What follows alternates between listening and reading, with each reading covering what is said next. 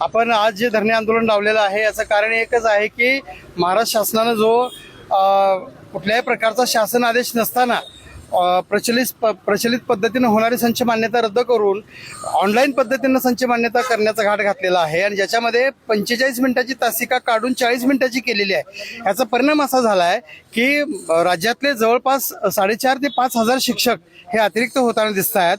वरिष्ठ संलग्न जे ज्युनियर कॉलेजेस आमचे आहेत तिथं हा मोठ्या प्रमाणात फटका बसताना दिसतो आहे। तिथल्या ह्या तासिका आहेत। शिवाय प्रॅक्टिकलची बॅच जी आहे ती बॅच अचानक त्यांनी 30 विद्यार्थ्यांची केलेली आहे। ती आपली 20 जी होती ती कायम 20 ठेवली पाहिजे। याशिवाय 24-25 सालची जी संच मान्यता झालेली आहे त्याच पद्धतीने याही वर्षी संच मान्यता व्हायला पाहिजे अशी आमची मागणी आहे।